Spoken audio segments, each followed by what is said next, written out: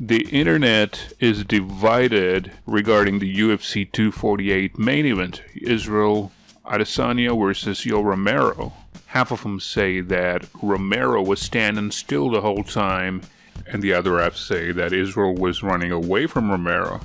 I have to remind you that similar shit happened with Anderson Silva and GSP in the past.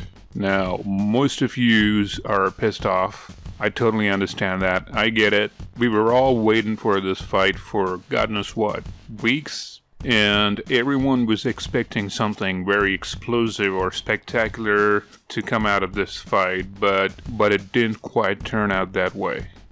So here's the thing to keep in mind. So the core of this fight from Adesanya's point of view is to defend his belt at any cost.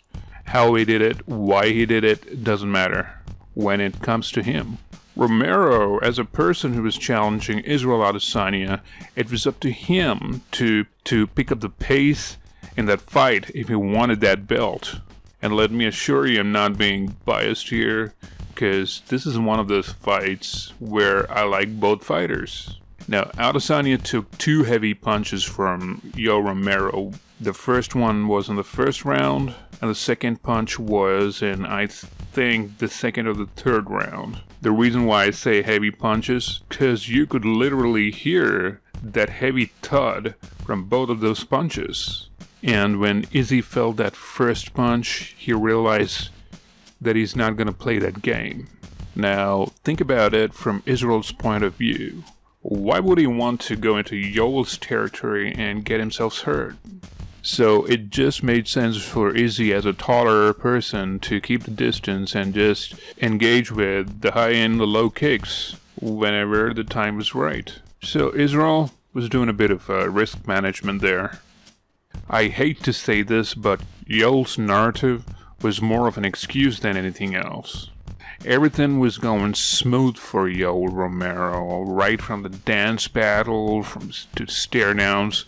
He really got into Israel's head. I was kind of reading Israel's face for the past whole week, and I should say he was a bit nervous about this fight. But then he did what he had to do.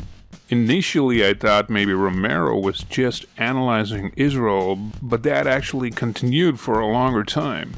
It kind of seemed like the guys were sparring more than anything else.